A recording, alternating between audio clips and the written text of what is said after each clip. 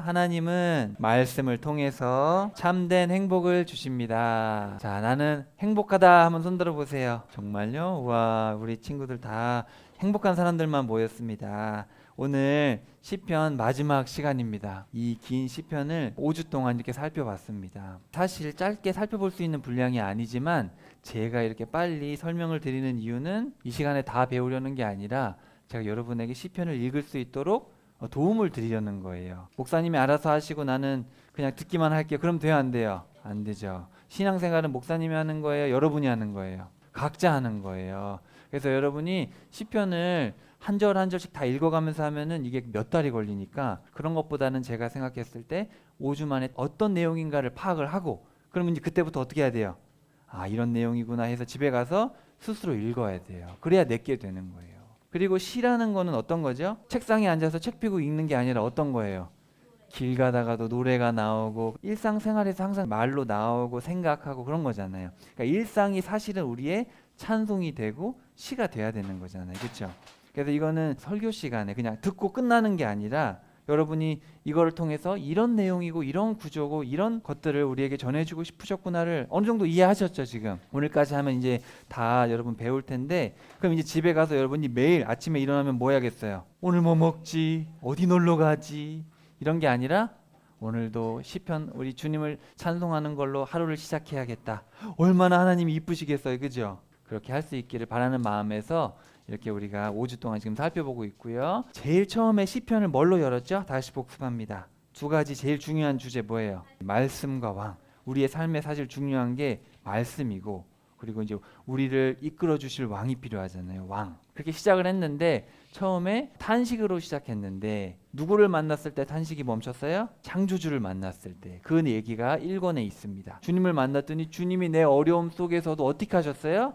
나를 구원해 주셨어요. 구원해 주시니까 뭐가 나와요? 입에서 감사와 찬양이 나오는 거죠. 그게 바로 출애굽기 2권의 내용이고요. 그 다음에 나를 구원해 주시고 은혜에도 감사하니까 이제 어떻게 해야 돼요? 내 삶이 변해야 되잖아요. 진리의 길을 걸어가야겠죠. 이제 구원받았으니까 구원받은 백성답게 살아가야 되잖아요. 그죠? 그래서 3권 레위기의 내용 이렇게 나옵니다. 그렇지만 사람들은 실패했어요. 그죠?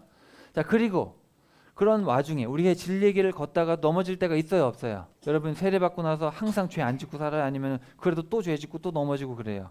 그러잖아요. 그런 와중에서도 주님이 우리를 보호하시고 우리의 친히 왕이 되어 주셔요. 인간들은 다 실패하니까.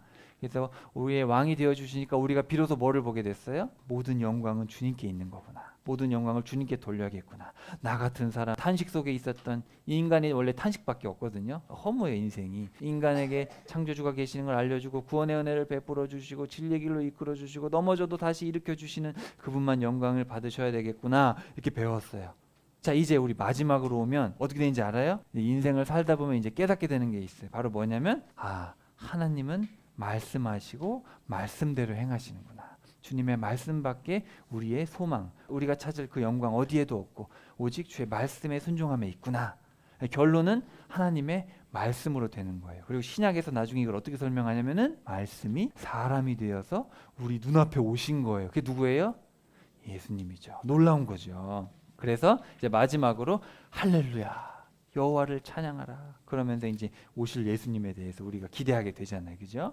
그 얘기를 함께 살펴볼 거고요. 자, 이런 내용들이 있어요. 바로 자, 말씀을 따라 사는 사람들에겐 궁극적으로 뭐가 주어지겠어요? 승리가 주어지는 거예요. 승리. 자, 그래서 우리 이제 오늘 마지막 시간이니까 여기 보시면은 41, 31, 17, 17, 44 이렇게 돼 있어요. 근데 이제 인트로하고 나가는 걸 빼면은 39, 39 또 외우기도 쉽죠. 39, 39 그렇게 되어 있고 상식적으로 이렇게 알아두시면 좋을 것 같아요. 그래서 오늘 살펴볼 책에 보시면 이렇게 되어 있습니다. 제일 중요한 건 몇 편이겠어요? 119편. 바로 이 성경 150편을 편집한 사람 누구예요? 에스라가 쓴 걸로 거의 추정을 합니다. 다윗이라는 사람도 있는데 에스라의 가능성이 제일 많아요. 그래서 에스라의 시편 이거를 중심으로 여러 가지 내용들을 이렇게 담고 있습니다. 자, 여기 보면은 다윗의 시들이 어디에 있어요? 처음과 끝에 몰려 있어요. 일부러 이렇게 모아놓은 거예요. 여기 한 편만 모르고 여기도 한 편만 모르고 다 다윗의 시입니다. 다 다윗의 시가 끝에 몰려 있고 여기는 이제 특별한 시들인데 그건 제가 이따 설명드릴게요. 자, 우리가 알다시피 처음에 뭘로 시작했죠? 시편 1권을 읽어보면 얼마나 탄식이 많은지, 그죠? 다윗이 맨날 죽겠습니다, 원수들 죽여주세요, 맨날 그런 얘기만 나와요. 근데 뒤로 갈수록 탄식이 줄고 뭐가 나와요? 찬송이 나와요. 인생을 살아보니까 하나님을 처음 만날 때만 해도 아마 하나님을 만날 때 대부분 탄식 가운데 만나요. 잘 되고 있는데 하나님 만난 사람 별로 없어요. 다 인생의 고통 가운데 주님을 만나게 됩니다. 이렇게 만나게 되는 여정 속에서 탄식이 바로 없어지진 않아요. 그러다가 점점 줄다가 나중에는 탄식 속에서도 뭐가 나와요? 찬양이 나오는, 말씀을 신뢰하게 되니까. 그래서 나중에 사도 바울도 나중에 어떻게 고백해요? 내가 먹을 게 많든 적든 고난이 있든 없든 내가 만족하고 감사할 줄 알게 되었다. 그런 비결을 알게 되었다. 왜냐하면 하나님만 바라보면 모든 게 다 이겨낼 힘이 생기니까. 그런 얘기를 하게 됩니다. 그래서 우리가 창세기부터 시작해가지고 언약을 맺고 언약을 우리가 이제 듣고, 그죠? 언약의 내용을 듣고 우리가 광야 생활 하다가 이제 약속의 땅 바로 앞에서 마지막으로 이제 말씀으로 재정립을 하는 거예요. 그래서 신명기라는 책, 자, 신명기의 원래 제목은 말씀들, 원래 말씀들이라는 뜻이에요. 히브리어 제목을 알고 있어야 이게 확 와닿아요. 근데 이게 중국어 번역으로 갔다가 중국어를 한국어로 번역하다 보니까 여러분이 알고 있는 창세기, 출애굽기, 민수기라는 제목이 생겼어요. 원래 제목은 아니에요. 원래 제목은 처음에 이름들, 부르심, 광야에서 말씀들, 이렇게 원 제목을 여러분이 알고 계시면 큰 도움이 됩니다. 그래서 이제 약 40년 동안 훈련을 받고 여기서 이제 들어가면 돼요. 약속의 땅으로. 근데 모세가 여기서 일로 들어갔어요? 못 들어갔어요? 모세도 말씀에 불순종해서 못 들어가고 결국은 그 다음 세대들만, 여호수아와 갈렙 말고는 다음 세대만 들어갔는데, 자, 여기 신명기 1장에 보면 모세는 요단강 동쪽 모압 땅에서 이스라엘 백성들에게 토라를 가르치기 시작했다. 자, 토라, 우리 개역개정에 율법이라고 되어 있죠. 율법. 이 율법이라는 번역도 영어 성경으로 넘어갔다가 넘어오면서 이게 번역을 했어요. 그러니까 원래는 아니에요. 원래 제일 좋은 말은 가르침. 그러니까 여러분이 성경에 있는 모든 율법을 가르침으로 바꿔서 이해를 하셔야 돼요. 이거를 법으로 이해하게 되면 원래 의미랑 벗어납니다. 부모가 자녀를 키울 때 법으로 키우는 사람은 없어요. 가르치는 거예요. 그래서 옛날에 율법의 1.1획도 없어지지 않는다, 그런 말 들어보셨죠? 그러면 야, 법이 무시무시하네, 법이 1.1획도 없어, 그렇게 생각하면 되게 무섭잖아요. 근데 하나님의 가르침은 하나도 떨어지지 않는다, 이렇게 생각하면 어떻게 들려요? 너무 다르죠. 아, 우리 주님의 가르침이 그렇게 귀한 거구나. 그래서 율법은 번역이 잘못된 거예요. 이게 넘어오면서 그렇게 됐어요. 그래서 가르침, 부모의 가르침으로 여러분이 이해를 하셔야 되고, 새한글 성경에는 다 가르침으로 해놨어요. 필요에 따라 이제 율법으로 번역한 데도 있지만 여러분 이게 되게 중요합니다. 제가 강조하는 이유가 가르침으로 이해하면 성경 자체가 달라 보여요, 그냥. 근데 율법으로 하면은 이게 되게 조금 느낌이 전혀 달라요. 그래서 여러분이 이 부분을 꼭 이해하시고, 자, 신명기에 보면은 이런 내용들이 있어요. 처음에 이까지 오게 된 배경을 설명하고 지금 이제 레위기의 언약을 다시 설명해 주는데, 설교하는 내용인데 그 설명에 위한 배경, 말씀의 배경을 설명해 주고 이제 새로운 세대를 위해서 따로 말씀을 해주시고 이제 유언하고 죽게 되는데, 여기 내용에 보면은 하나님의 말씀에 뭐가 있냐면은 과거와 현재와 미래가 있어요. 이게 되게 중요하거든요. 하나님의 말씀을 보면서 어떤 사람들은 과거에 너무 매몰돼 가지고 과거에 죄 지은 것만 해서 너무 무서운 거, 심판하시는 하나님만 생각해 너무 무서운 거예요. 또 어떤 사람은 너무 미래만 생각해서 현실을 대충 사는 사람이 있어요. 근데 말씀은 항상 과거와 미래를 같이 얘기하고 현재를 얘기하면서 과거를 거울 삼아 미래를 바라보면서 현재를 충실히 살 수 있도록 하거든요, 항상. 그래서 오늘 말씀에도 보면은 이 승리는 뭐에 대한 거예요, 사실은. 여러분 지금 승리했어요? 안 했죠. 미래의 승리를 얘기하지만 또 뭘 얘기해요? 과거에 하나님께서 주신 것들을 얘기하면서 지금 우리가 어떻게 살아야 되냐, 하나님의 가르침을 붙들고 살아갈 때, 이 과거를 기억하고 말씀을 붙들고 살아갈 때 우리에게 승리가 주어진다, 이런 얘기를 통합적으로 하고 있습니다. 그래서 오늘 이 5권은 107편, 자 107편 한번 펴보세요.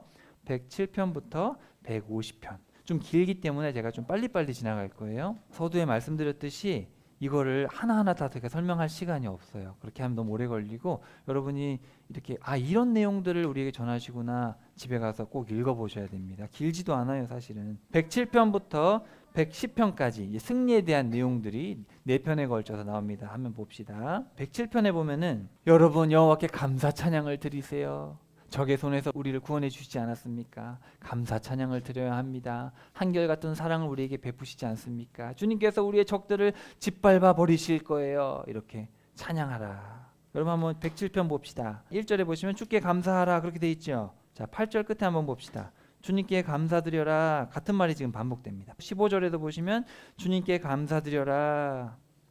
21절에도 보면 주님께 감사드려라. 이게 후렴입니다. 그리고 31절에도 보시면 주님께 감사드려라. 같은 절이 반복되고 있어요. 이런 내용들 찬송가라는 거죠. 제가 여기 써놨어요. 여기 보시면 감사하여라, 찬송하여라. 그러면서 43절 한번 봅시다. 지혜로운 자가 누구냐? 이 일들을 마음에 명심하고 찬찬히 살펴 주님의 크신 사랑을 깨닫는 자로다. 그죠? 하나님의 사랑을 깨닫고 하나님께 감사하고 하나님께 찬송을 올려드리고 우리에게 궁극적인 승리를 주실 그분을 높이는 사람. 그 사람이 어떤 사람이에요? 지혜로운 사람. 그 사람이 똑똑한 사람이에요. 진짜 똑똑한 사람은 아침에 일어나서 제일 좋은 맛집을 발견한 사람이 아니고 아침에 딱 일어났을 때 하나님 감사합니다. 나에게 주신 하루, 나에게 승리를 허락하실 영원한 천국을 바라보며 오늘도 믿음으로 살게요. 이런 사람이 제일 똑똑한 거예요, 세상에서. 자, 그다음에 109편 비슷한 내용이니까 제가 이렇게 섞어서 설명드려요. 자, 109편에도 보시면은 21절입니다. 한결같은 사랑 너무 좋습니다. 주님 나를 건져주세요. 이게 하나님의 어떤 구원에 대해서 얘기를 하고 나는 크게 감사드릴 거야. 여호와는 가난한 사람의 오른편에 서 계시거든. 주님은 항상 낮은 자를 높여주시고 낮은 자에게 승리를 주시고 그런 하나님 감사합니다. 하나님. 또 110편으로 가시면은 임금에 대한 얘기를 하는데 자, 2절 한번 봅시다. 임금님의 힘을 드러내는 지팡이를 여호와가 시온에서 보내주실 것입니다. 임금님이 다스리십니다. 왕이시여 걱정하지 마십시오. 하나님께서 우리에게 승리를 주실 것입니다. 하나님의 한결같은 사랑, 낮은 자를 높이시는 하나님 우리에게 승리를 주실 것입니다. 그러면서 여호와가 굳게 약속하셨으니 거두어들이지 않으실 겁니다. 그대는 영원히 제사장이야 멜기세덱의 경호를 따른 것이지. 주님이 임금님의 오른쪽 곁에 계십니다. 갑자기 멜기세덱 얘기를 하면서 왕이시여 주님께서 왕의 오른편에 계시니 우리는 승리할 겁니다. 힘을 내세요. 이렇게 왕에게도 승리를 주실 것입니다. 이런 얘기를 하는데 멜기세덱 혹시 알아요? 멜기세덱? 들어본 사람. 멜기세덱이 누구냐면 아브라함이 전쟁을 했어요. 자기 조카가 지금 어디 있어요? 소돔에 있는데 소돔에 강대국들이 쳐들어와서 소돔을 무너뜨린 거예요. 그래가지고 조카를 잡아가니까 아브라함이 군대를 이끌고 가가지고 이기게 하셨어요. 하나님이. 원래 이길 수 없는 전쟁인데 이기게 하셔가지고 다 찾아왔어요. 그랬더니 소돔 왕하고 멜기세덱이라는 왕, 당시 예루살렘의 왕 멜기세덱이 온 거예요. 이 멜기세덱은 살렘 왕이요 지극히 높으신 하나님의 제사장이라. 여러 왕을 쳐서 죽이고 돌아오는 아브라함을 만나 복을 빈 자라. 아브라함이 모든 것의 10분의 1을 그에게 나누어 주니라. 그 이름을 해석하면 먼저는 의의 왕이요 그 다음은 살렘 왕이니 곧 평강의 왕이요 아버지도 없고 어머니도 없고 족보도 없고 시작한 날도 없고 생명의 끝도 없어 하나님의 아들과 닮아서 항상 제사장으로 있느니라. 이 사람이 얼마나 높은가를 생각해보라. 조상 아브라함도 노량물 중 10분의 1을 그에게 주었느니라. 레위의 아들들 가운데 제사장의 직분을 받은 자들은 율법을 따라 아브라함의 허리에서 난 자라도 자기 형제인 백성에게서 10분의 1을 취하라는 명령을 받았으나 레위 족보에 들지 아니한 멜기세덱은 아브라함에게서 10분의 1을 취하고 약속을 받은 그를 위하여 복을 빌었나니 논란의 여지 없이 낮은 자가 높은 자에게서 축복을 받느니라. 그래서 이 멜기세덱이 누군지 몰라요. 성경에서는 그냥 그렇게 아브라함 시대 때 있었던 예루살렘의 왕이라고 나옵니다. 근데 이 멜렉 세덱이잖아요. 이 세덱이 체데크예요. 그러니까 우리가 흔히 설교 시간에 얘기하는 그 공의 있잖아요. 공의의 멜렉이 왕이란 뜻이에요. 그래서 공의의 왕, 의의 왕이다. 그리고 예루살렘은 평화의 도시라는 뜻이잖아요. 평강, 샬롬. 자, 그래서 그 왕인데 그 왕이 아브라함보다 작아요, 커요? 큰 사람이 복을 빌어주는 거예요. 할아버지가 자녀들에게 복을 빌어주는 거지.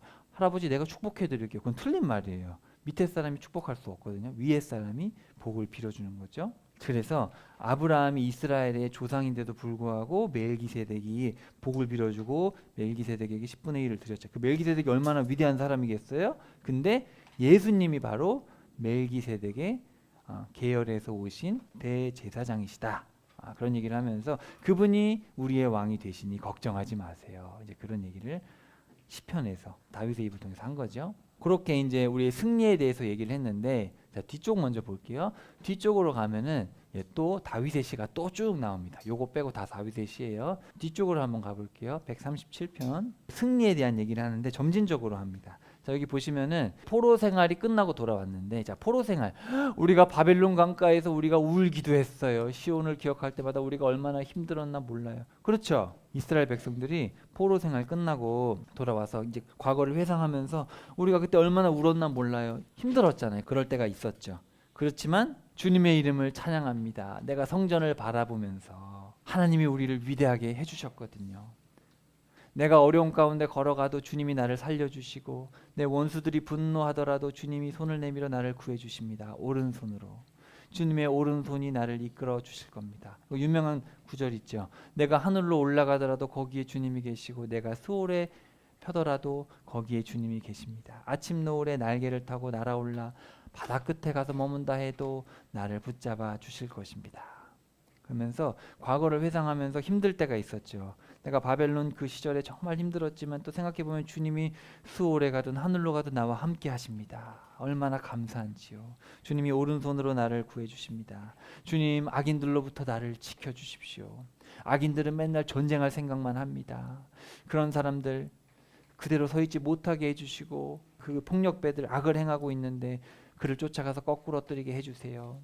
내가 주님께로 피합니다. 악인들은 그물에 걸리게 해주시고 주님 나를 지켜주세요. 이렇게 얘기를 하는 거예요. 나를 구해주세요. 주님의 이름을 찬양하도록 주님께 내가 보호를 요청합니다. 나를 가르쳐주세요. 주님의 뜻을 따르도록. 그러면서 점점 이제 찬양으로 바뀌어요. 찬양 받으실 만하지. 나의 바위이신 하나님, 가르쳐주는 하나님이시지. 내 손으로 싸우고 내 손가락으로 전쟁하는 방법을. 주님은 승리를 안겨주시는 하나님이십니다. 임금들에게 대대로 사람들이 칭송할 것입니다. 주님이 하신 일들을. 한결같은 사랑을 베푸시는 하나님이시지 무슨 일을 하시든지. 자, 이렇게 다윗의 시가 137편부터 145편까지 있는데 이걸 제가 하나하나 설명하지 않고 이렇게 통으로 설명하는 이유는 처음에는 바벨론 포로지에 돌아와서 많이 울었고 이런 과거를 설명하다가 그러다가 하나님 나에게 구원을 베풀어 주셔서 감사합니다. 저 원수들 하나님 나를 어렵게 하는데 무찔러 주세요. 또 생각해 보니까 하나님 정말 차당받으실 만합니다. 나에게 승리를 주시는 분이십니다. 우리 임금님에게도 승리를 주시는 분이십니다. 주님이 하신 일을 찬양할 겁니다. 이렇게 시가 좀 점진적이죠. 하나하나씩 보면은 그 시가 그 시 같은데 좀 큰 그림에서 보면은 승리에 대한 얘기를 이제 하고 있습니다. 그러니까 다분히 제가 보기에는 이 에스라가 편집을 하면서 시를 의도적으로 배치를 해놓은 거예요. 이렇게 승리에 대한 얘기를 하고 싶어서. 자, 그 다음에 이제 우리가 승리에 도취되면 안 되죠. 우리가 다시 늘 뭘 해야 돼요? 과거를 항상 이제 기억해야 되잖아요. 그래서 놀라운 일을 행하신 우리 언약의 하나님 여호와가 기억하게 하셨어요. 자신이 하신 놀라운 일들을. 여호와는 은혜롭고 자비로우시지요. 자신의 언약을 영원히 기억하시지요. 그렇죠? 시내산에서 맺은 언약을 하나님은 항상 기억하시죠. 그래서 우리가 예언서를 읽을 때 항상 무슨 얘기를 하세요? 항상 시내산이 출애굽 얘기를 항상 하세요. 그 신혼의 얘기, 언약의 얘기, 그 얘기들 항상 하십니다. 구원의 손길을 뻗으셨지요. 자신의 백성들에게 맺어주신 언약이 영원하도록. 거룩하고 두려워할 만한 우리 주님의 이름. 그러면서 과거를 이야기하고 그러면서 참 복 있습니다. 하나님께서 주셨던 그 명령들을 지키는 사람들은 정말 복을 받을 겁니다. 하나님은 낮은 데를 굽어 살피시는 하나님 아니십니까? 낮고 낮았던 우리 노예들을 이렇게 높이 세워주신 분 아니십니까? 그러면서 이제 114편으로 가시면은 이스라엘이 이집트에서 나올 때였지. 야곱 집안이 낯선 말하는 백성들에게 나올 때였지. 유다는 주님에게 거룩한 곳이 되었고 이스라엘은 주님이 다스리는 곳이 되었지. 바다는 달아나고 요단은 뒤로 물러났지. 주님 앞에서 떨어라 오 땅아. 야곱의 하나님 앞에서. 주님은 바위를 무릉덩이로 자갈을 물이 나는 샘으로 바꾸시는 분이셔. 맞아, 우리가 이집트 탈출할 때 주님이 얼마나 위대한 일을 하셨는가. 우리가 그분의 행하신 놀라운 일들 우리가 잊어선 되겠는가. 그런 시들을 이제 하고 있습니다. 그러면서 이제 뒤로 가시면 135편, 136편은 좀 더 길어요. 좀 더 구체적으로 얘기를 합니다. 창조주 하나님에 대한 얘기를 하다가 이제 8절부터 보시면은 이집트에서 처음 태어난 수컷을 치셨어요. 사람에서 시작해서 짐승까지. 여호와가 징조와 증표를 보내셨지. 너 이집트야. 여호와가 많은 민족들을 치셨지. 여호와가 힘센 임금들을 죽이셨지. 그러면서 이집트 탈출 때 하나님께서 하신 위대한 일, 이스라엘 집안의 여러분 여호와를 찬양하세요. 아론 집안 여러분 찬양하세요. 레위 사람들 찬양하세요. 여호와를 두려워하는 여러분 찬양하세요. 맨 끝에 19절부터 21절에 보시면 찬양하여라 찬양하여라 위대한 일을 우리에게 행하셨던 분을 찬양하여라. 여러분도 인생을 살아오면서 뒤를 돌아보면 사실은 찬양할 것밖에 없습니다. 우리가 고통 속에 있을 때도 있었고 사업이 안 될 때도 있었고 가정에 위기가 있을 때도 있었고 내 삶에 고난이 왔을 때도 있지만 사실 지금 돌이켜보면 그것 때문에 하나님을 더 알게 된 거죠. 우리 요절 말씀처럼 고난 때문에 나는 어려움이라고 생각하고 하나님을 원망했지만 돌이켜보면 그것 때문에 내가 하나님께 가까워질 수 있었던 거잖아요. 찬양하여라. 자, 이제 136편 보시면은 좀 독특한 시예요. 감사하여라 그 인자하심이 영원하시도다. 감사드려라 그 인자하심이 영원하도다. 이거를 계속 반복합니다. 근데 여기 보면은 감사드리세요 영원하니까요 여호와의 한결같은 사랑이. 감사드리세요 영원하니까요 한결같은 사랑이. 우리 쉬운 말 성경에 보면은 그 인자하심이 영원하시도다. 뭐뭐한 하나님을 찬양하여라 인자하심이 영원하시도다. 이런 식으로 이 시 전체가 그래요. 뭐 하셨다?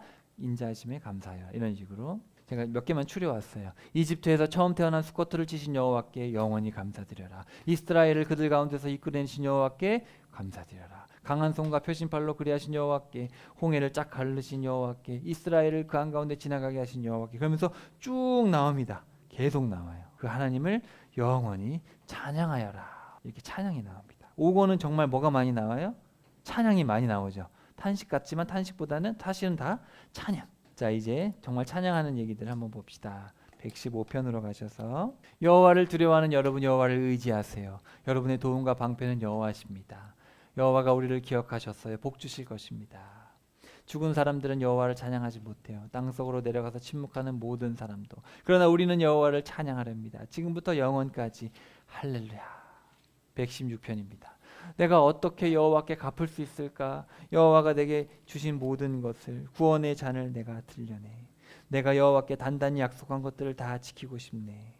내가 주님께 바치겠습니다. 감사의 제물을 여호와의 이름을 내가 부르겠습니다. 내가 주님께 약속한 것들을 지킬 거야. 여호와 온 백성 앞에서. 할렐루야. 다 할렐루야로 끝나는 시들이에요. 할렐루야. 할렐루가 무슨 뜻이랬죠? 할렐루야. 여호와를 찬양하여라. 이 할랄이란 말이 찬양이라는 뜻이에요. 야 여호와를 찬양하여라. 여호와를 찬양하세요 모든 민족 여러분. 여호와를 찬미하세요 모든 백성 여러분. 우리에게는 강력하니까요. 주님의 그 한결같은 사랑이. 여호와의 참되심은 영원하니까요. 여호와께로 피하는 것이 낫지 사람을 의지하는 것보다. 내가 주님께 감사 찬양을 드립니다. 주님이 나에게 대답해 주셨거든요. 나에게 구원이 되어 주시거든요. 집 짓는 사람들이 내버린 돌이 모퉁이의 머릿돌이 되었습니다. 사람들이 버린 돌 같았지만 그 돌이 사실은 건축할 때 제일 중요한 돌이 되었죠. 사실은 이스라엘 백성들은 어떤 백성이에요? 방황하던 유목민이었잖아요. 어떻게 보면 볼품없는 그런. 그래서 우리 에스겔 공부할 때 기억나죠? 마치 어땠어요? 길거리에 버려진 엄마 뱃속에서 태어나자마자 탯줄도 자르지 않는데 피투성이로 버려진 여자애 같았던 사람이 누구예요? 바로 아브라함. 그리고 그게 바로 이스라엘의 촉이었다는 거죠. 그랬는데 그 볼품없었던 이스라엘을 하나님이 택하셔가지고, 하나님은 항상 볼품없는 걸 택해서 높이시거든요. 겸손하라고. 이미 높아져 있는 거 쓸 수가 없어요. 그러지 안 돼요. 그래서 그 낮고 낮은 아브라함을 택하셔가지고 버려진 돌 같았던 그 이스라엘을 택하셔가지고 하나님 나라의 주춧돌로 세웠잖아요. 이스라엘을. 그죠? 자, 집 짓는 사람들이 내버린 돌에 모퉁이 돌이 되었다. 이게 사실 누구예요? 나중에 알고 보니까 이게 예수님이셨죠. 사람들은 예수님을 못 알아보고 어떻게 했어요? 예수님을 내팽개치고 채찍질해서 십자가에 버렸잖아요. 이 십자가는 극악무도한 정치범만 가는데 예수님은 정치적인 죄를 짓지 않았거든요. 아무런 죄도 없지만 예수님이 우리의 죄값을 사하시기 위해서 마치 쓸모없는 돌멩이처럼 그렇게 버려지신 거죠. 그렇지만 예수님을 통해서 뭐가 세워졌어요? 하나님의 영원한 나라가 세워진 거예요. 위대하잖아요. 이 돌멩이 봐봐요. 버린 돌인데 이거를 나중에 건축할 때 맨 밑에, 그리고 이걸 빼면 다 건물이 무너지는 거예요. 그래서 그렇게 되었다. 여호와에게서 비롯되었습니다. 이 일이 정말 놀랍습니다. 하나님을 찬양하라. 위대하죠. 저와 여러분이 세상에서 잘 나가던 사람이에요? 사실 별 볼 일 없었던 사람이에요. 그냥 평범한 사람이잖아요. 그죠?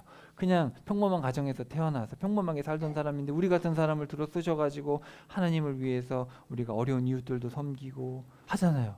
감사하지 않아요? 태어날 때부터 나는 자격이 있었다. 한번 손 들어보세요. 난 태어날 때부터 손가락에 금가락지가 막 껴있고 나는 막 건물 사인이 있고 막 그랬어요? 그런 사람 없잖아요. 우리는 아무것도 없이 빈손으로 왔지만 우리 같은 사람들을 쓰셔서 하나님 나라를 위해서 쓰신 거죠. 감사해 안 감사해요?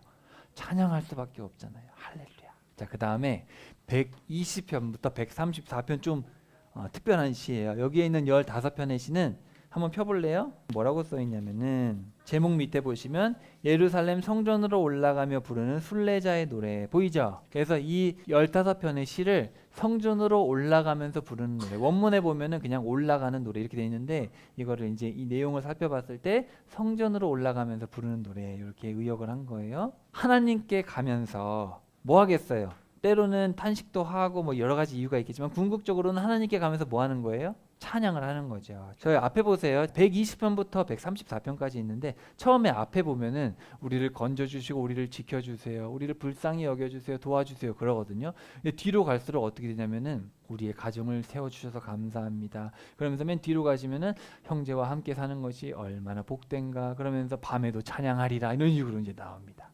그런 어떤 점진적인 게 좀 있어요. 여기도. 자, 한번 봅시다. 처음에는 이 몸을 빼내주세요. 거짓된 입술로부터 속이는 혀로부터 나의 도움은 여호와에게서 옵니다. 나 정말 기뻤습니다. 여호와의 집으로 올라가면서. 그러니까 처음에 성전으로 올라갈 때는 이렇게 마음속에 하나님 저 원수 때문에 너무 힘들어 이런 마음이 이제 드는 거죠. 그렇죠? 뭐 세상살이가 그러니까. 그래서 여호와 우리 하나님의 집을 위해 나 간절히 빌 거야. 우리 예루살렘에게 좋은 일이 있기를 하나님. 그렇게 갑니다. 주님 우리를 불쌍히 여겨주세요. 우리를 불쌍히 여겨주세요. 우리가 업신여김을 당했어요. 우리의 도움은 여호와께로 옵니다. 주님을 의지하는 사람은 시온산 같아 영원히 흔들리지 않고 살아가지. 지금부터 영원까지 주님이 우리와 함께 하실 거야. 이러면서 막 성전을 올라가는 거예요. 자, 여기 이제 중요한 시들이 나오는데 여호와가 시온을 회복시켜 우리는 꿈꾸는 것 같았지. 맞아. 우리가 저 바벨론 포로 생활하는데 우리가 완전 망했는데 그 강대국 바벨론에 우리가 뭐 아무것도 할 수가 없고 우리 동네가 폐허가 됐었는데 우리가 갑자기 고레스 왕이 우리 보고 돌아가라 그래가지고 우리가 이게 꿈이야 생시야 돌아가래. 그래서 돌아가가지고 우리가 예루살렘 성을 재건할 때 젊은 사람들은 환호하고 늙은 사람들은 눈물을 흘리고 이게 생신가 꿈인가 생신가. 우리는 꿈꾸는 것 같았지. 그때 참 가득했어 웃음이 우리 입에. 우리 혀에는 기쁨의 소리가. 큰 일을 해주셨구나 우리 여호와께서. 눈물로 씨앗을 뿌리는 사람들이 기뻐 외치며 거두어 드릴 거예요. 더 많이 봤죠? 너무 땅이 황폐하니까 먹을 게 없어가지고 씨앗을 뿌리러 울면서 갔는데 뿌렸는데 너무 잘 됐어. 우와 하나님 너무 감사합니다. 울면서 나가고 나갈 거야. 씨앗 가죽 주머니를 들고서. 그러나 기뻐 외치면서 들어오고 들어올 거야. 자기 곡식단을 들고서. 하나님께서 이렇게 원망도 가지고 있고 하나님 원수 때문에 너무 힘들어. 성전문을 들어올 때는 그렇게 했는데 들어오다가 또 생각해보니까 여호와의 은혜가 감사해가지고 이게 꿈이야 생시야 내가 주님을 찬양하고 있네. 그러면서 좀 중요한 시죠. 잘 아시는 시입니다. 여호와가 집을 지어주지 아니하면 집 짓는 사람들이 애써도 헛일이지. 오늘 우리 찬양 불렀는데 무슨 찬양 불렀어요? 잘 짓고 잘 짓세. 누구 집? 남의 집이 아니고 우리 집. 그죠? 우리 집 잘 짓세. 여호와가 집을 지어주지 아니하면 집 짓는 사람들이 애써도 헛일이요. 여러분이 모래 위에 집을 지으면 돼요 안 돼요? 뭐 위에 집을 지어야 돼요? 흔들리지 않는 반석. 돌멩이도 안 돼. 반석. 그죠? 반석은 커다란 돌멩이를 반석이라고 그러잖아요. 그죠? 돌멩이 위에 지으면 안 되지. 돌멩이는 흔들리잖아요. 집을 지을 거나 건물을 지을 때 땅을 이렇게 파봐요. 이렇게 땅을 건축하는 사람들이 그 밑에 집안이 땅 밑이 딱딱한가를 보고 아파트를 져야지. 안 돼요. 물렁물렁한 데다가 지으면 돼요 안 돼요? 그럼 아파트 무너져요. 자, 여호와께서 집을 지어주지 아니하면 집 짓는 사람들이 애써도 헛일이요. 여호와가 도시를 지켜주지 아니하면 지키는 사람들이 깨어있어도 헛일이요. 여러분이 아침 일찍 일어나 늦게 잠자리에 들어도 헛일이지요. 힘들게 일해 얻은 빵을 먹을 뿐이죠. 그만큼 여호와가 주시지요. 그분이 사랑하는 사람에게 그가 잘 때라도. 자, 여러분 여기 유명한 구절인데 여러분 그거 들어보셨어요? 여호와께서 사랑하시는 자에게 뭘 준대요? 잠을 주시는도다. 그럼 불면증 걸린 사람들은 미움받는 분들인가? 아니죠. 하나님 왜 나는 잠이 안 와요? 나 미움받고 있어요? 그게 아니고 번역이 그렇게 됐는데 사실은 그게 뭐냐면 자는 동안에도 여호와의 은혜가 있다라는 뜻이에요. 그걸 이제 번역을 약간 애매하게 했어요. 그래서 항상 지켜주셔요. 우리 집도 지어주시고 도시도 지켜주시고 일찍 일어나 늦게 잠자리에 들어도 헛일이죠. 하나님 지켜주시지 않으면. 그래서 하나님은 우리가 자든 안 자든 우리를 지켜주시고 우리에게 은혜를 베풀어 주시니까 여러분 불면증이 있다고 버림받았나 그렇게 생각하지 마시고 불면증이 걸리면 다시 성경 읽고 성경을 읽으면 잠이 와요. 그죠? 성경을 읽으면 잠이 얼마나 잘 오나 몰라. 그죠? 성경을 읽으세요. 그분이 사랑하는 사람에게 그가 잘 때라도 보세요. 자식은 여호와가 주신 몫이거든요. 몸의 열매는 삭시고요. 용사의 손에 든 화살 같죠. 여러분 사랑하는 자에게 자손을 주십니다. 하나님이. 물론 현대 시대에는 여러 환경적인 요인과 몸이 많이 아프기 때문에 자녀가 안 생기는 경우도 있지만 일반적인 상황에서는 하나님이 자녀들을 주십니다. 자녀를 통해서 얼마나 행복한가 몰라요. 용사의 손에 든 화살 같아요. 젊어서 얻은 자식은 복 있습니다. 화살집에 화살이 가득한 사람은 그는 창피당하는 법이 없습니다. 성문에서 원수들과 말하더라도. 지금은 조금 시대가 다르긴 하지만 옛날에는 정말 자녀가 복이었어요. 복. 자, 그래서 이런 가정이 잘 되는 것이 진짜 복이다. 이제 이런 얘기를 성전에 올라가면서 그렇게 얘기를 하는 거죠. 또 그리고 복이 있습니다. 행복합니다는 뜻이죠. 여호와를 두려워하는 사람은 누구라도 그는 여호와의 길로 걸어가는 사람입니다. 그대의 손으로 만들어낸 것을 그대가 먹을 것이고 그대는 행복합니다. 그대는 잘 될 겁니다. 그의 아내는 포도나무 같아서 그대의 집 안방에서 열매를 맺고 그대의 자식은 올리브나무 새싹 같아서 그대의 밥상 둘레에 있습니다. 자, 여기 한번 보세요. 우리 그때 주의 지팡이와 막대기 기억나요? 지팡이는 뭐였죠? 지팡이는 이렇게 들고 다니는 거잖아요. 그렇죠? 어디서 나온다 그랬어요? 올리브나무 뿌리에서 나오는 게 지팡이, 긴 거. 그리고 막대기는 뭐예요? 동물 때릴 때 쓰는 거잖아요. 그거는 중간에서 나오는 꽃이 움푹하니까 때리기 좋잖아요. 그게 막대기. 올리브나무를 보면 이게 딱 뭐 같아요? 줄기 옆에 뿌리에서 뭐들이 올라왔잖아요. 이게 바로 밥상에 둘러앉은 어린아이 같다는 거예요. 그래서 표현이 보시면 그대의 자식은 올리브나무 새싹 같다 이런 표현을 쓰는 거예요. 밑에 보면 뿌리에서 막 작은 가지들이 막 자라잖아요. 이걸 보면서 막 둘러앉은 걸 보니까 너무 사랑스러운 거죠. 그죠? 그리고 안에는 포도나무 같이 풍성한 이런 가정의 복에 대해서 얘기를 하는 거예요. 그래서 여호와를 두려워하는 사람들의 가정에 이렇게 하나님께서 복을 주신다. 자녀들이 잘 되고 부부가 서로 사랑하고 화목하고 자녀들이 장성하고 이렇게 튼튼히 잘 자라고 이처럼 복 받습니다. 근데 위에서는 에쉐르란 말을 썼는데 밑에서는 뭘 써요? 바라크란 말을 쓰죠. 이 성경 한글 읽을 땐 모르는데 행복한 사람들은 어떤 사람들? 행복한 사람들은 하나님을 두려워하는 사람들. 자, 이처럼 하나님 앞에 무릎을 꿇을 줄 압니다. 그죠? 이렇게 얘기를 하는 거예요. 그래서 여호와를 경외하는 사람은 무릎을 꿇게 됩니다. 여호와가 시온에서부터 보세요. 예루살렘이 잘 되는 것을 그대의 삶의 모든 날 동안 보세요. 자식의 자식을 평화가 온전함이 이스라엘에게 있기를 이렇게 찬양을 합니다. 자, 그다음에 여호와는 공의로운 분이시지. 내가 희망을 품습니다. 주님께만 내가 희망을 품고 주님을 기다립니다. 여러분 기다리세요. 여호와가 죄에서 넉넉히 우리를 풀어주실 겁니다. 기다리세요. 주님께서 우리에게 사랑을 베풀어 주실 겁니다. 지금부터 영원까지.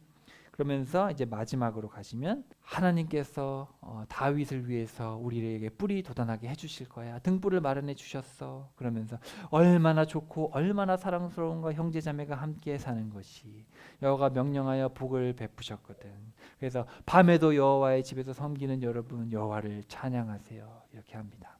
그래서 120편부터 134편까지 성전에 올라가면서 하는 이 15편의 기도인데 처음에는 하나님 건져주세요. 나를 원수의 손에서 건져주세요. 나를 지켜주세요. 그러면서도 하나님 내 가정에도 복을 주시고 주님을 경외하는 자들 이렇게 풍족하게 해주시는구나. 얼마나 좋은가 우리가 이렇게 형제자매가 함께 하나님을 높이며 살아가고 밤에도 주님을 찬양하고 주님을 찬양하여라. 이렇게 하나님을 찬양하는 시를 쓰게 됩니다. 자, 이제 119편 오늘의 주제이자 가장 성경에서 사람들이 많이 사랑하는 시편 바로 119편에다 별표 2개 하시고 너무 중요한 시입니다. 이 119편은 총 몇 절일까요? 176절이에요. 근데 여기 한글 성경에는 안 써 있는데 여기 지금 보시면은 히브리어가 자음이 22개입니다. 알렙이 A예요. A, B, C, D, E, F, G가 알렙, 베트, 기멜 해가지고 22개가 있는데 알렙으로 8절을 쓰고 베트로 8절을 썼어요. 그래서 총 176절을 썼는데 이거를 답관체라는 히브리 사람들의 시를 쓰는 방식이에요. 150편 중에 꽤 그런 게 있는데 제가 다 설명 안 했고 119편. 자, 근데 이 119편에 보시면 말씀을 가지고 이 시를 쓴 건데 자, 여기 보세요. 가르침이라는 말이 25번, 말씀이라는 말이 23번, 법령이라는 말이 23번, 증언이라는 말이 23번, 명령 22번, 율례라고 되어 있는데 규정이 더 좋은 것 같아요. 규정이 22번, 또 지시가 21번, 말씀이 19번 이렇게 나와 있어요. 너무 신기하죠? 여기 제가 보시면 노란색으로 한 거는 새한글 번역이고 옛날에 여러분 개역개정 읽으셨던 분들은 율법으로 번역해놨죠. 율법. 제가 밑줄 친 거는 근데 개역개정의 번역보다는 새한글의 번역이 더 지금 시대에 와닿기도 하고 더 원어에 가까운 번역인 것 같아요. 그래서 여러분이 가르침, 말씀, 법령, 그러니까 미슈파트라는 말 많이 들어보죠. 정의와 공의할 때 그 정의인데 이거를 말씀이라는 걸로 가져왔을 때는 법령, 법이에요. 법. 그리고 증언, 명령, 규정. 여러분 율례라는 말은 좀 어렵잖아요. 규정입니다. 규정. 그리고 지시, 하나님의 지시. 하나님께서 이렇게 지시하시는 것들. 한글이 잘 이해 안 되는 분은 영어로 보시면 이해가 좀 더 될 것 같아서 제가 영어를 또 가져왔어요. 영어로 보면 좀 더 의미가 분명합니다. 그리고 말씀. 1절부터 176절을 읽어보시면 각 절에 다 요게 하나씩 들어있어요. 각 절에 뭐 토라가 들어있든지 말씀이 뭐가 하나씩은 꼭 들어있는데 그게 안 들어있는 게 2개 있는데 90절에는 아마도 이 신실하심이라는 말을 썼고 120절에는 보증이라는 말을 써놨어요. 그래서 요 2절 말고는 다 요 단어들이 들어있습니다. 또는 요 길이라는 말도 들어있고요. 그래서 자 여기 한번 보세요. 1절부터 8절에 보시면은 알렙으로 시작하는 거예요. 우리말로 하면 기억이죠. 기억으로 시작하는 거예요. 복이 있습니다. 삶의 길이 나무랄 데 없는 사람은 그는 여호와의 가르침대로 살아가는 사람입니다. 그래서 여기는 보면 가르침이라는 말이 들어있고 2절에 보시면 행복합니다. 여호와의 증언을 따르는 사람은 그는 온 마음으로 여호와를 찾습니다. 1절을 직역하면 이런 먹어요. 행복한 자, 흠없는 길, 여호와의 가르침 안에서 걷는. 직역을 하면 이렇게 되어 있어요. 그래서 제가 가진 성경 중에 직역 성경으로 있는 게 있어요. 인터넷 찾아보시면은 허성관 목사님이 쓰신 직역 성경이라는 게 있는데 직역 성경을 읽으면 이렇게 번역을 해놨는데 공부를 하고 싶은 분들은 참고하시면 좋아요. 그래서 이 에쉐르란 말은 행복에 가깝고 바라크란 말은 복에 가까운데 이거를 한국 번역을 할 때 그냥 했는데 행복합니다 이러면 좀 느낌이 되게 다르잖아요. 행복합니다. 흠없는 길을 걷는 자 바로 여호와의 가르침 안에서 걸어가는 사람들, 행복한 사람들입니다. 되게 와닿죠. 마음에 와닿잖아요. 여러분 집에 가서 이걸 읽으실 때 이 절에는 뭐가 나오나 이렇게 찾아보시면 돼요. 3절에는 뭐가 나와요? 길이 나오고 4절에는 지시와 교훈이 나오고 5절에는 길들과 규정이 나오고 6절에는 명령, 7절에는 판단 이렇게 나오죠. 조금만 읽어봅시다. 같이. 제119편 행위가 온전하여 여호와의 율법을 따라 행하는 자들은 복이 있으며 여호와의 증거들을 지키고 전심으로 여호와를 구하는 자는 복이 있도다. 참으로 그들은 불의를 행하지 아니하고 주의 도를 행하는도다. 주께서 명령하사 주의 법도를 잘 지키게 하셨나이다. 내 길을 굳게 정하사 주의 율례를 지키게 하소서. 내가 주의 모든 계명에 주의할 때에는 부끄럽지 아니하리이다. 내가 주의 의로운 판단을 배울 때에는 정직한 마음으로 주께 감사하리이다. 내가 주의 율례들을 지키오리니 나를 아주 버리지 마옵소서. 청년이 무엇으로 그의 행실을 깨끗하게 하리이까?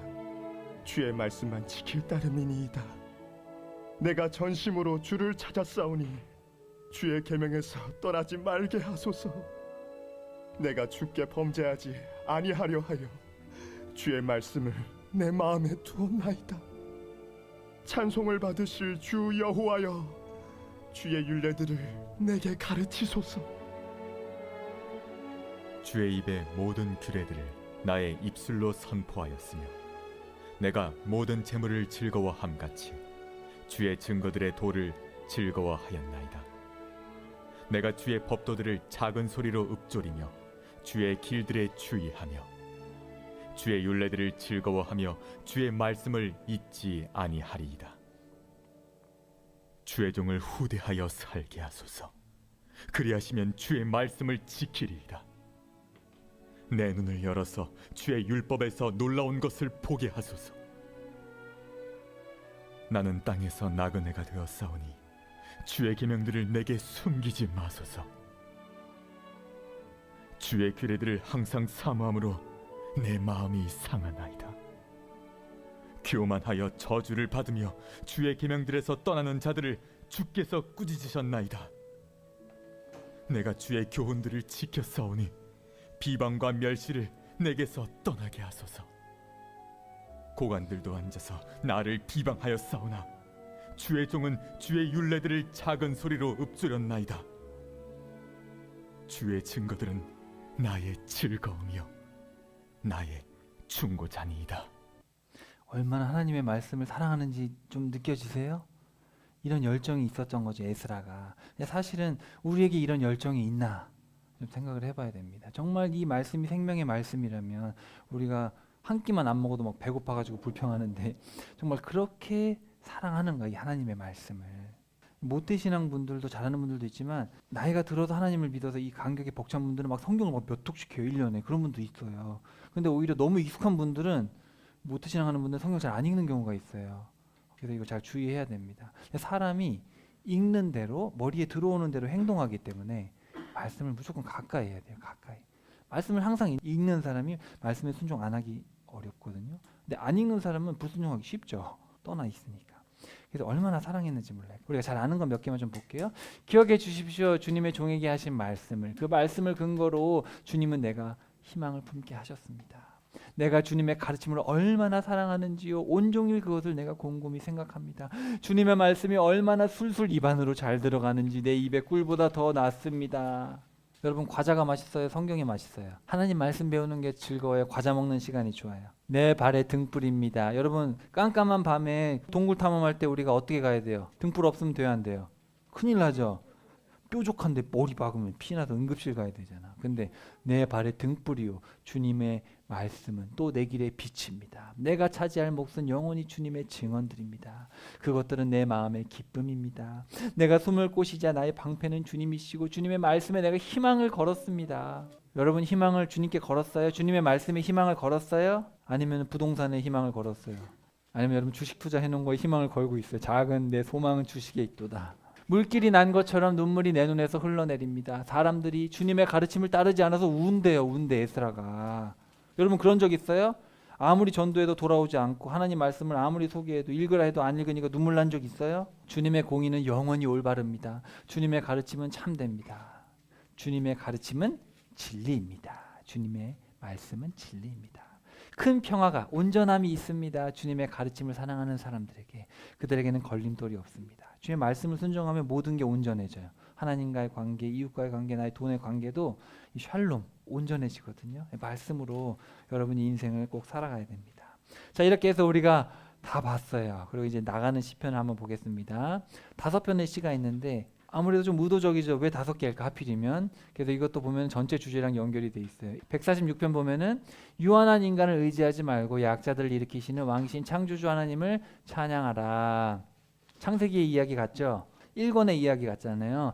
유한한 인간 이야기가 146편에 쭉 나옵니다. 그래서 유한한 인간을 의지하지 말고 약자를 세우시는 창조주 여호와를 찬양해라. 두 번째, 147편 이스라엘을 세우신다. 저기 한번 보시면 2절에 보시면 주께서 예루살렘을 재건하시고 잡혀간 백성들을 다시 모아들이셨다. 왜냐하면 이거는 이제 포로기 이후에 쓴 거기 때문에 그렇게 얘기하지만 우리가 알잖아요. 출애굽기 얘기가 뭐죠? 이스라엘을 세우시는 얘기고, 지금은 이제 시대가 많이 지나서 포로 끝나고 돌아와서 예루살렘을 재건한 거잖아요. 이제 그런 맥락이죠.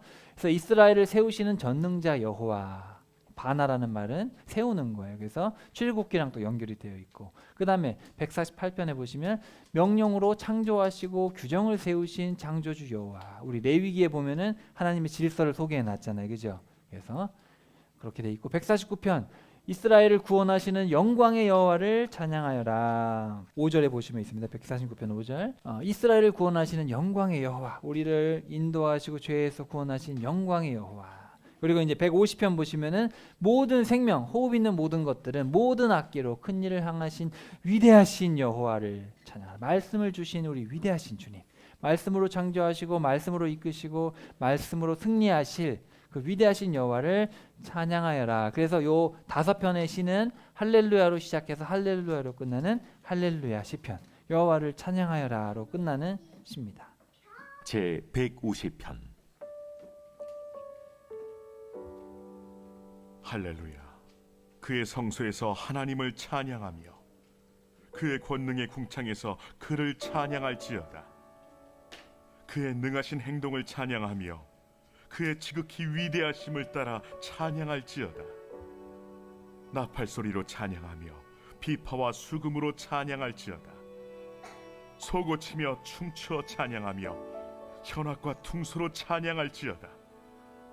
큰 소리 나는 재금으로 찬양하며 높은 소리 나는 재금으로 찬양할지어다. 호흡이 있는 자마다 여호와를 찬양할지어다. 아멘. 할렐루야. 우리 어릴 때부터 악기를 배우죠. 악기 왜 배워요? 나 이거 치고 싶은데 이거 칠 줄 알아야지, 나 악기 배워야지. 그게 아니고 악기를 배워서 뭐 해야 돼? 맞아요. 아까 보니까 어떤 사람이 하나님을 찬양해야 된대요. 호흡 있는 모든 사람. 여기 숨 안 쉬는 사람 없잖아요. 숨 쉬고 있죠. 동물들도 보면 하나님을 찬양하는 거예요. 동물들이 막 소리 내죠. 하나님 찬양하는 거라니까. 또 하늘도 하나님을 찬양하고 호흡 있는 모든 것들은 하나님을 찬양하라. 자, 우리 이제 시편을 정리하고 마치겠습니다. 자, 큰 주제 말씀과 왕이라는 주제를 가지고 우리가 쭉 살펴봤습니다. 근데 이제 중간에 보면 지금 다 설명할 필요는 없고요. 이제 중간에 보면은 중요한 시들이 있는데, 자, 기억나요? 19편이 중간에 있고 50편이 중간에 있고 86편, 96편, 119편 이게 중간에 있어요. 근데 그 내용들을 한번 볼까요? 자, 19편하고 119편이 뭔가 느낌이 비슷하죠. 19와 119 외우기도 쉽죠. 1을 하나 더 붙여놨네. 19편에 보면 뭐가 나와요? 여호와의 가르침은 완전하여 원기를 돋아주고 여호와의 증언. 비슷하죠 뭔가. 119편에 뭐 나왔어요? 가르침, 증언, 지시, 명령 나왔잖아요. 에스라가. 근데 119편 하고 똑같이 19편, 요 가운데가 19편인데 19편에 보면은 다윗이 똑같은 얘기를 한 거예요. 그러니까 하나님은 동일하시단 말이죠. 동일하신 하나님께서 하나님의 말씀이 얼마나 위대한가. 그래서 여기 보세요. 금, 은보다 더 탐낼만 합니다. 꿀보다도 생꿀보다도 여기 송이꿀이라는 말이 나와요. 자, 꿀은 뭐죠? 이 대밭이라는 말은 이 단 꿀을 다 얘기하는 거예요. 벌꿀도 얘기하고 뭐 식물에 있는 꿀도 얘기하고 꿀이에요. 이 따서 가지고 있는 꿀을 얘기하는데 이 생꿀로 번역된 이 노펫이라는 말은 벌통 그대로 들고 있는 벌집을 그대로 들고 있는 그 생꿀을 얘기하는 거예요. 송이꿀. 그 꿀, 우리가 가지고 있는 꿀과 지금 막당 그 생꿀보다도 뭐가 더 달아요? 하나님의 말씀이 단 거예요. 주님의 종도 그것으로 경고를 받고 그것을 지킬 때 성과가 큽니다. 다윗이 이런 고백을 했단 말이죠. 근데 나중에 119편에 가면 에스라가 고백을 한 거죠. 그리고 우리 두 번째 갔을 때 무슨 얘기가 있었어요? 감사로 찬양을 드려야 된다. 감사해야 된다. 기억나죠? 구원의 은혜에 감사해야 된다. 그러면서 이제 세 번째 가시면은 진리의 길로 걸어가겠습니다. 주님을 경외하도록 이렇게, 그죠? 내가 그 진리의 길을 걸어가겠습니다. 그리고 여기 가르쳐 달라는 말 야라. 이 야라에서 토라가 온 거예요. 가르쳐 주십시오. 그러니까 하나님의 그 말씀을 내게 알려 주십시오. 내가 진리의 길을 걸어가고 싶습니다. 그게 사실 제일 중요하죠. 그게 사실 제일 중요한 거예요. 그러면서 우리 지난주에 살펴봤을 때 하나님께 합당한 영광을 돌려야 됩니다, 여러분. 그런 얘기를 하고 다시 우리 119편으로 와서 다시 말씀으로 이렇게 돌아왔잖아요. 기억나죠? 그래서 우리가 말씀으로 시작해서 말씀으로 결국은 하나님의 말씀으로 창조해서 어떻게 되는 거예요? 말씀으로 승리하는 거예요. 말씀으로 창조하신 분께서 말씀을 따라 심판하시고 말씀을 따른 자들을 구원하시고 말씀. 이게 바로 여러분이 좋든 싫든 하나님의 방식이 그거예요. 하나님은 말씀으로 일하시는 분이에요. 이거는 뭐 하나님은 왜 그래요? 그렇게 할 수가 없어요. 그분께서 그렇게 하시기로 작정을 하신 겁니다. 이제 우리가 유언들을 살펴보고 이제 마칠 건데, 자, 모세가 유언할 때 뭐라고 했냐면, 우리 친구들 유언이 뭔지 알아요? 유언? 저 나중에 죽기 전에 자손들을 모아놓고 마지막 말을 하는 거예요. 너희들 이것만은 꼭 해야 된다. 이렇게 죽기 전에. 그게 유언이거든요. 모세가 죽기 전에 뭐라 그랬을까요? 여러분 7년마다 초막절 7월 15일부터 22일까지 일주일 동안 성경 전체를 가르쳐야 됩니다. 남녀노소 외국인 다 모아가지고 보세요. 듣게 하고 배우게 하고 하나님을 두려워하게 해서 지켜 행하게 해야 됩니다. 그대들은 마음에 새기십시오. 내가 오늘 그대들에게 단단히 일러준 모든 말씀을 그대들의 자식에게 명령하여 이 가르침의 모든 말씀을 지켜 실행하게 하십시오. 그대들에게 빈말을 하는 것이 아니라 이건 여러분의 생명이 달려 있습니다. 이 말씀 안에서 그대들은 오래 살 것이고 요단을 건너 차지할 땅에서 오래 살게 될 것입니다. 그러니까 여러분 부모된 여러분들은 자녀들에게 뭐 해야 돼요? 배우라고 명령을 해야 되고 가르쳐야 돼요. 이건 여러분의 책임입니다. 자, 모세가 죽기 전에 이런 유언을 했죠. 그럼 다윗은 무슨 유언을 했을까요? 다윗, 나는 온 세상 사람이 간 길로 가려고 한다. 이 사람은 누구예요? 솔로몬이겠죠. 너는 힘을 내야 된다. 남자다워야 된다. 여호와 너의 하나님이 지키라고 하신 것을 지켜야 된다. 그래서 그분의 길로 걸어가거라. 그분의 규정들, 그분의 명령들, 그분의 법령들, 그분의 증언들을 지켜라. 모세 율법에 적혀 있는 대로 해야 된다. 그러면 네가 잘 될 것이다. 여호와께서 나를 두고 하신 말씀을 다 이루어 주실 것이다. 너의 자손이 잘 살펴 길을 가면서 내 앞에서 마음과 목숨을 다해 참되게 진리를 걷는다고 하면 내가 왕위에 오를 자를 그치지 않게 할 것이다. 이렇게 말씀을 하셨는데 후손들이 이렇게 했어요? 안 했어요? 안 했어요. 자, 이제 제일 중요한 분의 말씀을 들어봐야죠. 우리 예수님께서 올라가시기 전에 뭐라고 하셨을까요? 하나님이 나에게 하늘과 땅의 모든 권세를 주셨다. 그러므로 너희는 가서 모든 민족을 제자로 삼아라. 그들에게 아버지와 아들과 성령의 이름으로 세례를 주어라. 또 내가 너희에게 명령했던 것은 무엇이나 다 그들에게 가르쳐 지키게 하여라. 그러니까 모든 나의 가르침을 가르쳐 지키게 하라. 내가 너희와 함께 있다 세상 끝날까지. 그러나 성령님이 너희 위에 내려오시면 너희는 능력을 받을 것이고 너희가 증인이 될 것인데 그 진리의 영이 오시면 길잡이가 되어 그대들을 온갖 진리로 모든 진리로 이끄실 겁니다. 그분은 스스로 말하지 않고 무엇이든 듣는 것을 말씀하실 테니까요. 닥쳐올 일을 그대들에게 알려줄 겁니다. 바로 그분이 나를 영광스럽게 하실 겁니다. 나의 것을 받아서 그대들에게 알려주실 것이기 때문입니다. 그러니까 예수님이 올라가신 다음에 성령님이 우리 가운데 오셔서 성령님은 뭘 하세요? 예수님의 모든 말씀이 생각나게 하시고 성경에 기록되어 있지 않은 예수님의 말씀을 여러분의 귀에 들려주시지 않아요. 그렇지 않아요. 성령님 그런 분이 아니에요. 그렇지 않고 성경에 기록되어 있는 예수님의 말씀을 여러분이 생각나게 하셔서 지키어 행하게 하신다. 처음에 말씀이 계셨다. 그 말씀은 하나님과 함께 계셨다. 그 하나님이셨다. 그 말씀은. 그분은 처음에 하나님과 함께 계셨다. 모든 것이 그분을 통해 생겨났다. 그분이 아닌 것에서 생겨난 것이 하나도 없다. 그 말씀이 사람 몸이 되어 우리 가운데 거처를 두셨다. 그분의 영광을 보고 하나뿐인 아들의 영광이었다. 은혜와 진리가 같겠다. 여러분 이 성경이 장난이 아닌 거죠. 장난이 아닌 거. 이 성경책이 여러분 지금은 너무 흔해서 안 읽잖아요. 이 성경이 뭐예요? 성경에 기록된 말씀이 바로 이 세상을 창조하신 분이 사람이 되어 오신 그분의 영광이 담겨 있는 글이란 말이죠. 근데 여러분 일주일에 만약에 성경을 그냥 그냥 의무감으로 읽어야지. 그거는 좀 생각을 해봐야죠. 내가 정말 이분을 사랑하는가? 내가 정말 그분의 자녀인가? 내가 그분의 종으로 살아가고 있는가? 아니죠. 사도 바울도 죽기 전에 뭐라 그랬어요? 사도 바울이 죽기 전에 디모데를 불러가지고 뭐라 그랬냐면은 성경은 그들을 지혜롭게 하여 예수님을 믿는 믿음을 통해서 구원에 이르게 할 수 있네. 성경은 다 하나님이 숨을 불어넣으신 것으로 영을 불어넣으신 것으로 성령께서 쓰신 것으로 가르치고 꾸짖고 바로잡고 의로 교육하는 일에 유익한 것이네. 온갖 선한 일을 하는데 제대로 채비를 갖추어 자격 있는 사람으로 한다네. 그러니까 너는 말씀을 전파하라. 때가 좋든지 안 좋든지 늘 준비하고 말씀을 전파하라. 꾸짖고 나무라고 격려하되 모든 참음과 가르침으로 그리해라. 때가 이르면 그때에는 사람들이 건전한 가르침을 받아들이려 하지 않을 거고 자기의 욕망에 따라 자기네 귀를 즐겁게 해줄 선생들을 모아들일 것일세. 사람들이 진리에는 귀를 막아버리고 지어낸 이야기들의 귀를 솔깃할 것세. 그렇지만 그대는 모든 일에 냉철하며 나쁜 일을 꿋꿋이 참아내시게 복음 전도자의 일을 하며 그대의 섬김의 직무를 완수하시게. 그러니까 목사의 역할이죠. 목사는 듣든지 안 듣든지 뭐 해야 돼요? 하나님의 말씀을 있는 그대로 책망도 하고 있는 그대로 전하고 사람들은 어차피 말씀을 있는 그대로 듣고 싶어 하지 않아요. 그때도 그랬고 지금도 그렇고. 그래서 성경 말씀을 펴놓고 구절 몇 개 펴놓고 여러분이 좋아하시는 예화를 들면 여러분 좋아하잖아요. 그런 설교가 판을 치잖아요. 지금 사실은. 마음이 아프죠. 그러면 안 돼요. 하나님의 말씀 그대로 건전한 가르침 주의 말씀을 있는 그대로 듣고 목회자들은 설교자들은 듣든지 안 듣든지 그렇게 해야 돼요. 그래서 사도 바울의 유언이고요. 마지막으로 사도 요한의 유언. 복되도다 이 책에 있는 예언의 말씀을 지키는 사람은. 누구든지 그것들의 무언가를 덧보태면 재앙을 덧보태실 것이고 무엇인지 거기서 빼버리면 생명나무와 거룩한 도시 새 예루살렘에 들어가지 못하게 된다. 하나님의 말씀 66권 있는 그대로. 그렇다 내가 곧 간다. 아멘 오십시오. 주 예수님의 은혜가 모두와 함께하기를 빕니다. 그래서 성경 66권 창세기부터 계시록까지 우리에게 주신 하나님의 우리를 구원하기에 충분하고도 넘치는 말씀입니다. 여러분 성경만 가지고는 여러분 신앙생활 하기에 부족해요, 안 부족해요? 때로는 과학 지식도 설명해 줘야 되고, 때로는 뭐 역사 공부도 좀 해야 되고, 때로는 성경으로 부족하니까 성경 외 가르침도 좀 철학도 또 얘기해야 되고, 그래요? 아니죠. 뭘로 충분해요?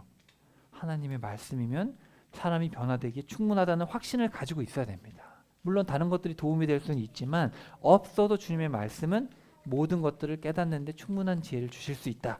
그런 확신을 가지고 이렇게 살아갈 수 있어야겠죠. 자, 따라해 봅시다. 하나님은 말씀을 통해서 참된 행복을 주십니다. 오늘 시편 119편 1절과 2절에 행복합니다. 행복합니다. 딱 거기만 나와요. 119편 전체에 1절과 2절에만 행복이 나옵니다. 어떤 사람이 행복하다 그랬어요? 바로 주의 말씀을 따라 살아가는 사람들. 그 사람이 정말 행복한 사람입니다. 하나님의 말씀만이 우리의 유일한 소망이 되기 때문입니다. 자, 여러분 이렇게 해서 시편 5권 이 긴 책을 5주에 걸쳐서 좀 살펴봤습니다. 바라옵기는 여러분이 시편에 하나님이 이런 내용들을 담아주셨고 이런 것들을 말씀해주고 싶으셨구나가 여러분 좀 인식이 되면 됩니다.